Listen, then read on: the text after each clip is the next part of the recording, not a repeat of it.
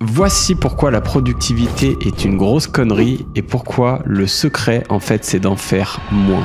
Tout le monde parle de productivité et la majorité des gens essaient de trouver des solutions pour entasser un maximum de choses dans leur journée et d'en faire le plus possible. C'est ainsi que la majorité des gens définissent la productivité. C'est le fait de travailler dur et d'accomplir un maximum de tâches. Et je vois plein de gens qui lisent des livres sur comment être plus productif, plein de gens qui téléchargent des applications pour organiser leur journée de travail, pour faire des listes, alors qu'en fait, il suffit juste de faire une liste avec un bout de papier. Et je vois plein de gens assister à des séminaires, à des webinars, acheter des formations, lire des livres, lire des articles pour essayer d'être plus productif. Et en fait, toutes ces recherches pour essayer d'être plus productif, tout ça, c'est de la procrastination, alors qu'à la base, il suffit d'une liste avec une ou deux choses importantes à faire dans la journée et éviter un maximum de se distraire. Et lorsque vous essayez de faire trop de choses, vous perdez votre temps et votre concentration à changer de tâche, à réfléchir à ce que vous devez faire, etc.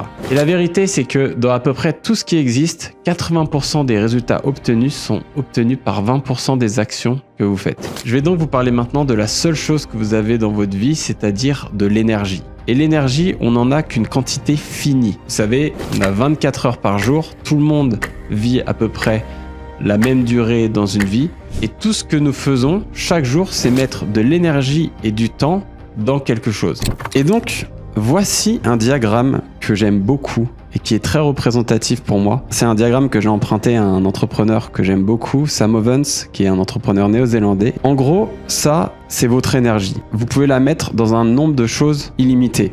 Et la plupart des gens, ce qu'ils font, c'est qu'ils mettent leur énergie dans plein de différentes choses toute la journée. Et ils dilapident leur énergie de telle manière. Et quand vous travaillez sur plein de choses en même temps, de manière peu profonde et que vous faites du multitasking, ce qu'on appelle du shallow work, vous êtes dans ce type de mode de fonctionnement-là avec une énergie qui est répartie dans tous les sens, mais qui ne va jamais très loin. Et il y a des gens qui travaillent comme ça toute leur vie. Ils sont jamais réellement focus sur une chose en particulier et ils font jamais de réel travail en profondeur. Et le peu de gens qui décident de se débarrasser de la plupart des choses insignifiantes et de choisir la chose la plus importante sur laquelle ils doivent travailler pour atteindre leurs objectifs et qui mettent tout leur focus dessus de manière intense, sans distraction, ces gens-là sont les gens qui sont de ce côté-là du diagramme et qui atteignent des résultats exceptionnels. Et ça, c'est les personnes dont on entend parler, les champions dont on entend parler à la télé. Par exemple, je vais vous donner l'exemple de Cristiano Ronaldo. Cristiano Ronaldo, il se réveille le matin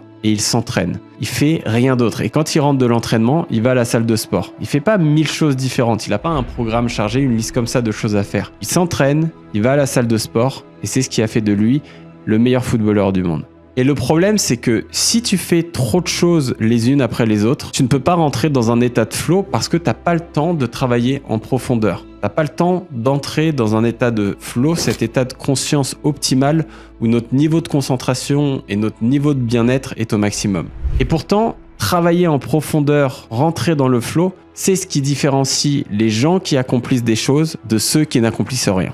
Le deep work ou le travail en profondeur, c'est travailler de manière ininterrompue sur une tâche, sans téléphone, sans distraction, sans email, une tâche pendant minimum 2 ou 3 heures, sans interruption. Pour ça, c'est indispensable d'avoir son téléphone qui est dans une autre pièce que celle où on travaille. Et le but, c'est vraiment de se forcer à ne pas aller faire autre chose que la tâche que vous avez choisi de faire, pour forcer votre cerveau à apprendre à travailler en profondeur et à ne pas chercher à se distraire pendant ces créneaux que vous choisissez. Au début, c'est pas facile, mais c'est la clé de la réussite. Le plus vous faites du travail superficiel, c'est-à-dire faire des tâches, être interrompu avec des emails, discuter avec quelqu'un au passage, avoir ses notifications de son téléphone allumées, avoir différents écrans d'ordinateur et différentes fenêtres ouvertes. Voilà, toutes ces distractions, c'est du travail superficiel et c'est en opposition avec le travail en profondeur. Et en fait, si vous avez l'habitude de faire du travail superficiel, ça veut probablement dire que vous ne savez pas travailler en profondeur. Parce que plus on fait du travail superficiel, plus on oublie comment travailler en profondeur. Et aujourd'hui, dans ce monde de distraction dans lequel on vit, le travail en profondeur est quelque chose qui devient de plus en plus rare, mais qui a de plus en plus de valeur.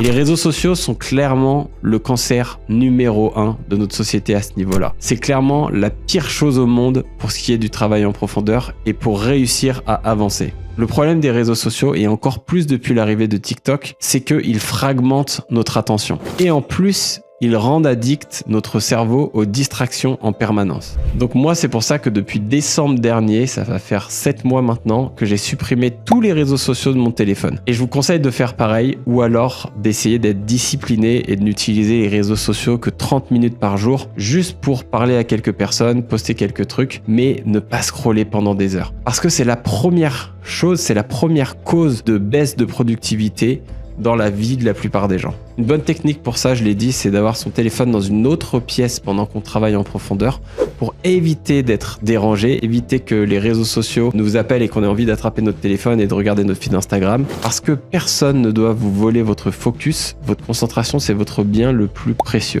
La deuxième chose qui tue la productivité des gens, c'est les emails. Vous savez, avec les emails, les gens, ils reçoivent des notifications tout le temps, leur téléphone est constamment en train de s'allumer, et puis sur leur ordinateur, il y a constamment des notifications, ce qui fait que les gens sont tout le temps en train de checker leurs emails. Il faut absolument que vous vous débarrassiez des notifications de votre téléphone et de votre ordinateur. Moi, je vérifie mes emails une fois tous les 2 ou 3 jours, sauf si j'ai besoin d'aller chercher quelque chose de particulier, et je réponds à mes messages une fois tous les 2 ou 3 jours. Parce que, honnêtement, rien n'est urgent. Et si c'est quelque chose d'urgent, les gens, ils trouvent toujours un autre moyen de vous contacter. Donc, pour en revenir au travail en profondeur, si vous ne faites pas spécialement attention à travailler en profondeur, ça veut dire que vous en faites probablement jamais. Vous avez l'impression de travailler toute la journée en vous rendant occupé avec des emails, des recherches sur internet, des tâches quelconques, mais la réelle création de valeur et la réelle amélioration des performances se fait lorsqu'on travaille en profondeur, lorsqu'on rentre dans le flow, lorsqu'on rentre dans cet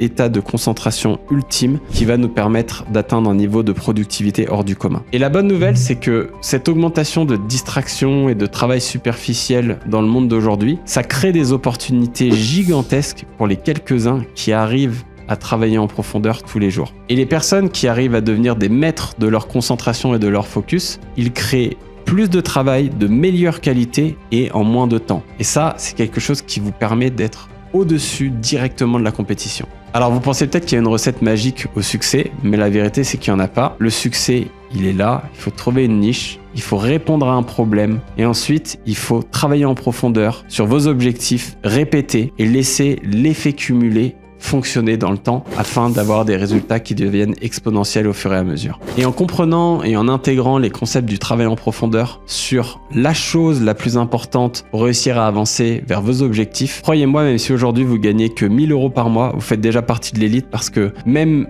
certains cadres des plus grandes entreprises du monde ne connaissent pas le travail en profondeur, ne connaissent pas le fait de se concentrer sur une chose en particulier. Et la concentration, c'est comme un muscle. Il faut vraiment s'entraîner à faire du travail en profondeur. Au début, c'est difficile, mais au fur et à mesure, avec l'entraînement, c'est de plus en plus facile. Et il y a une citation célèbre en lien avec ça, que j'aime bien, qui dit « Si tu n'as pas de plan, tu finiras par faire partie du plan de quelqu'un d'autre. » Et ça, c'est très vrai. Les gens, aujourd'hui, n'ont pas d'objectif. Si vous allez dans la rue et que vous demandez aux gens quel est votre objectif, souvent, les gens ils vont vous dire « je sais pas, je me suis jamais vraiment posé la question. » Et en fait, ne pas avoir d'objectif dans la vie, c'est un peu comme si vous arriviez à l'aéroport et que vous montiez dans le premier avion qui arrive et que vous finissez votre voyage au fin fond de la Sibérie et qu'arrivé en Sibérie, vous vous dites « Mais non, mais moi je voulais pas arriver en Sibérie, je voulais être dans un pays chaud, sous les tropiques, où je peux voir des poissons, où je peux boire des noix de coco. » Et le problème, c'est que comment pouvez-vous atteindre un objectif si vous ne vous êtes pas posé la question de l'objectif que vous souhaitez atteindre? C'est exactement pareil que de monter dans un avion qui se retrouve au fin fond de la Sibérie, alors qu'au final, arrivé là-bas, vous vous dites que vous auriez aimé être au fin fond des tropiques. Donc concrètement, comment pouvez-vous atteindre un objectif si vous ne savez pas quel est cet objectif? Et il y a un entrepreneur connu qui s'appelle Naval Ravikant qui disait « Avance et continue à redéfinir ton objectif jusqu'à ce que ce soit vrai. » Un bon objectif, par exemple, ça peut être d'essayer de devenir le meilleur à ce que vous faites. Parce qu'avec Internet, aujourd'hui, toute carrière est possible. Et je pense que les gens commencent à peine à s'en rendre compte aujourd'hui. Parce qu'aujourd'hui, vous pouvez facilement trouver votre audience, vous exprimer auprès de votre audience, et tout ça en un seul clic, en une seule vidéo. Donc le but de tout ça, c'est clairement de trouver un travail qui nous amuse, qui a l'air d'un jeu, et c'est comme ça qu'on deviendra indestructible et qu'on pourra travailler beaucoup plus efficacement que les autres. Et je pense qu'à la base, les humains, ils sont faits pour travailler pour eux-mêmes. On est fait pour travailler pour soi. L'agriculture nous a rendus hiérarchiques, puis la révolution industrielle a augmenté encore cette hiérarchie, mais avec Internet, on est à un âge où on a un retour de l'indépendance, on a un retour de l'entrepreneuriat, et je pense que tout le monde aujourd'hui peut devenir entrepreneur et créer son entreprise assez facilement. Et je pense que tout le monde a envie au fond de soi d'être libre. Un exemple d'objectif, par exemple, ça peut être de gagner sa vie en faisant quelque chose qu'on aime, d'acheter une maison et de vivre dans l'endroit de ses rêves, d'être son propre boss, d'avoir le temps et l'argent de pouvoir voyager quand on a envie de le faire, avec qui on a envie de le faire, de pouvoir investir dans l'immobilier, de pouvoir investir dans les crypto-monnaies avec l'argent qu'on génère, de pouvoir acheter un chalet à la montagne en plus. Tout ça, par exemple, c'est des objectifs qui, moi, me parlent, mais après, je vous invite vraiment à écrire sur un bout de papier et de vous creuser la tête sur quel objectif vous voulez atteindre. Parce que, encore une fois, comment pouvez-vous atteindre un objectif si vous ne savez même pas quel est cet objectif? Alors, pour réussir dans la vie, pour réussir dans le monde des affaires, il faut être discipliné. Il faut faire abstraction du bruit, déterminer ce qu'on veut, choisir un objectif et s'y concentrer et travailler chaque jour dessus pour y parvenir. Aujourd'hui, je voulais vous dire pourquoi je pense que faire trop de choses en même temps, essayer d'utiliser 20 logiciels différents pour le faire, ça n'a aucun sens. C'est une perte de temps.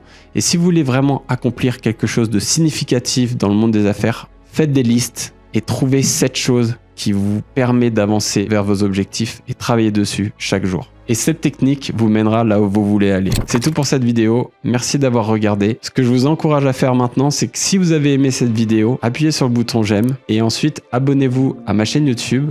Vous trouverez d'autres vidéos comme celle-ci. Et enfin, dites-moi ce que vous avez pensé de la vidéo en commentaire. Je vais vérifier personnellement tous les commentaires, je vais les lire et ensuite je vais y répondre personnellement. C'est moi qui vais le faire, pas mon équipe. Donc faites-moi savoir ce que vous en avez pensé. On se retrouve très vite. À bientôt.